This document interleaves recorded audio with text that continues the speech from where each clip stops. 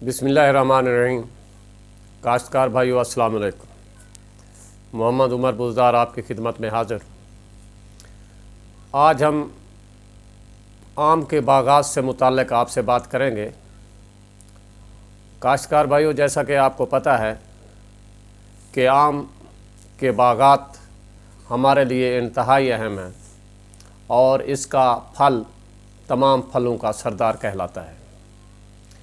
आम का बागात या आम का जो पौधा है उसको तैयार करने में बहुत ही मेहनत की ज़रूरत होती है और इतनी एहतियात करनी पड़ती है जितना कि एक बच्चे को छोटी उम्र से जवान बनने तक।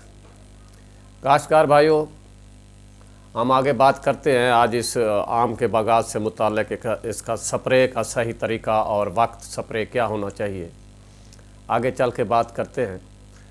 आपसे ये गुजारिश है कि अगर हमारी ये वीडियो आपको पसंद आए तो इसे ज़रूर सब्सक्राइब कीजिएगा, शेयर कीजिएगा और लाइक कीजिएगा। एक और बात जो आप यकीनन नहीं भूलेंगे और भूलनी भी नहीं चाहिए कि हमें कमेंट्स में ज़रूर लिखिएगा कि वीडियो कैसी थी और आपको अगली वीडियो जो हम अपलोड करें किस से मुताल्लिक़ होनी चाहिए, ये ज़रूर अपने कमेंट्स में मेंशन कीजिएगा। काश्तकार भाइयों, आपको पता है कि हमारी जो फसल आम की फसल है, ये पहले भी कह चुका हूँ कि बहुत ही नाजुक फसल है और इसका नाजुकपन ख़ास तौर पे जब इसके शगुफ़े बन रहे हों या फूल निकल रहे हों बहुत ही ज़्यादा हो जाता है। शगुफ़े, नए शगुफ़े और जब फूल निकल रहे हों तो ये फसल बहुत ही हसास होती है और इस पर कीड़ों मकोड़ों का और बीमारियों का हमला बहुत ज़्यादा हो जाता है।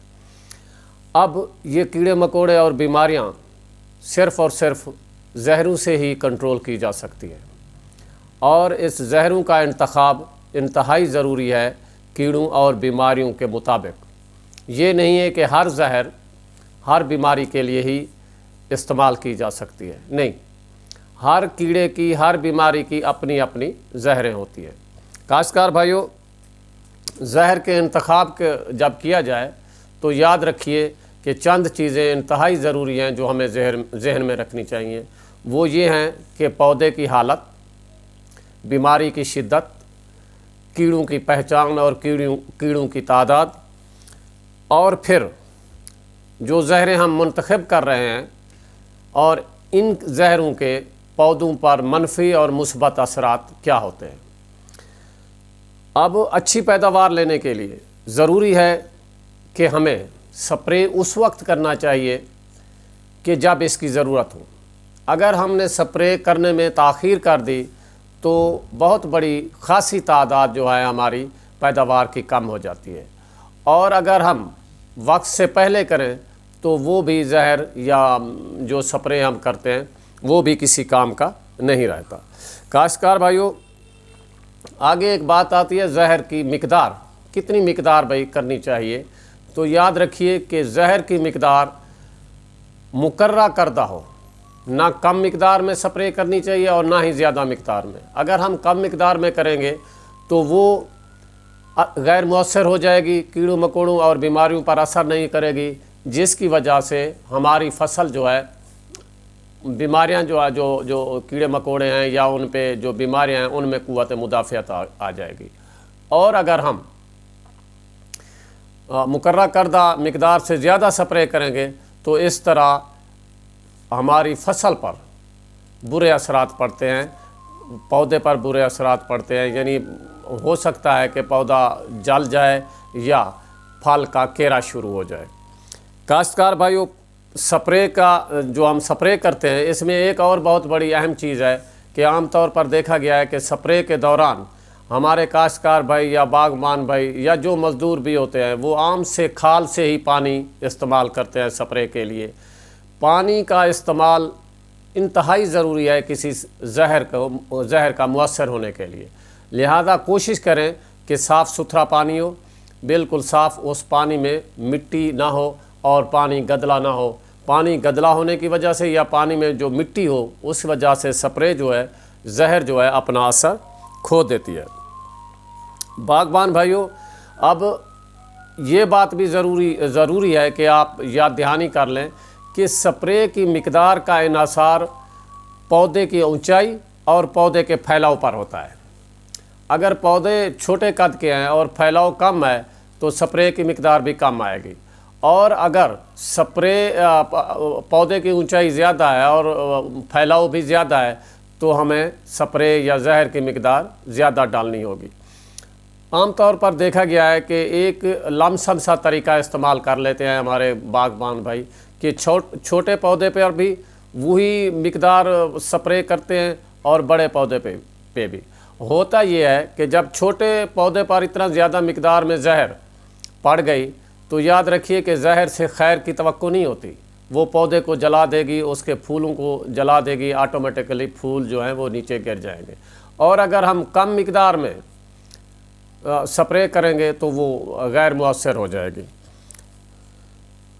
کاشتکار بھائیو، ایک اور اہم بات، سپرے کے دوران فوار جو ہے یا جو قطرے نکل رہے ہوتے ہیں ان کی سائز بھی انتہائی اہم ہے۔ سپرے کے دوران جو قطرے بن رہے ہوتے ہیں پانی کے، سپرے کے، وہ بھی انتہائی اہم ہوتے ہیں۔ یاد رکھیے کہ اگر ہم قطرے بڑے ہوں گے سپرے کے تو وہ قطرے کبھی بھی پودے کے پتے پہ جب جائیں گے وہ تو گر جائیں گے، نیچے گر جائیں گے، وہ غیر مؤثر ہو جائیں گے۔ اور اگر ہم باریک فوار کریں گے، انتہائی باریک فوار کریں گے تو اس کا یہ ہوتا ہے کہ وہ قطرے ہوا میں اڑ جاتے ہیں، نتیجتاً ہماری سپرے جو ہے وہ جہاں تک ہمارا ٹارگٹ ہوتا ہے وہاں تک نہیں پہنچ جاتی، جس سے ہمیں ہماری فصل کو، ہمارے پودے کو کوئی فائدہ نہیں ہوتا۔ اس لیے مناسب سائز کے قطرے جو ہیں سپرے کے وہ رکھنے چاہیے۔ کاشتکار بھائیوں، ایک اور بات، اور اگر ہمارے سپرے کے دوران کوئی ہوا چل رہی ہو تو یاد رکھیے اگر تیز ہوا چل رہی ہے تو سپرے کا کام روک دینا چاہیے۔ ایک اندازے کے مطابق، تحقیق کے مطابق، سپرے اس وقت کرنی چاہیے جب ہوا کی رفتار 10 سے کم ہو، 10 کلومیٹر فی گھنٹہ سے کم ہو۔ اگر اس سے زیادہ ہو تو سپرے بالکل نہیں کرنی چاہیے۔ ایک اور بات آتی ہے یہاں پہ کہ نوزل جو ہے انتہائی اہم کردار ادا کرتی ہے سپرے کے دوران۔ بیماریوں کے لیے اور کیڑے مکوڑوں کے لیے ہالوکون نوزل یہ استعمال کرنا چاہیے، اور اگر باغ میں کوئی گھاس وغیرہ ہے، جڑی بوٹیاں ہیں، تو اس کے لیے ضروری ہے کہ ہمیں فلیٹ فین نوزل استعمال کرنی چاہیے۔ کاشتکار بھائیو، یاد رکھیے گا کہ زہروں کے جو گروپ ہیں، ایک ہی گروپ کی زہر بار بار سپرے نہیں کرنی چاہیے۔ اگر ہم ایک ہی زہر کو بار بار سپرے کریں گے تو اس کا نتیجہ یہ نکلتا ہے کہ بیماریوں اور کیڑوں مکوڑوں کے خلاف قوت مدافعت زیادہ آ جاتی ہے، جو بعد میں ہمارے لیے مسئلہ بنتی ہے کہ کوئی بیماری یا کیڑے مکوڑے کنٹرول ہی نہیں ہو پاتے۔ جہاں تک سپرے کے وقت کا تعلق ہے، تجربات سے ثابت ہوا ہے کہ ہمیں سپرے جو ہے شام کے وقت کرنی چاہیے، جو زیادہ مؤثر ہوتی ہے۔ اور سپرے ہمیشہ یاد رکھیے گا کہ پہلے پودے کے اندرونی حصے میں کرنی چاہیے، اس کے بعد جو ہے بیرونی جو شاخیں ہیں اس پر سپرے کرنی چاہیے۔ اندرونی حصے کو اچھی طرح سے سپرے کر کے اس کے بعد ہی باہر والے حصے کو سپرے کرنی چاہیے۔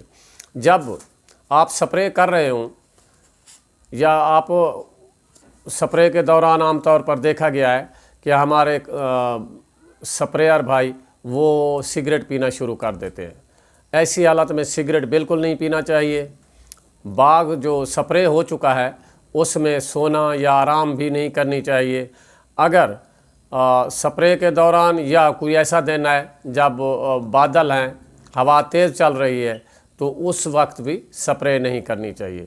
اگر خدا نخواستہ کسی دوست پہ سپرے نے اثر کیا ہے، زہریلا اثر کیا ہے، تو فوراً ہی اسے ڈاکٹر کے پاس لے جانا چاہیے۔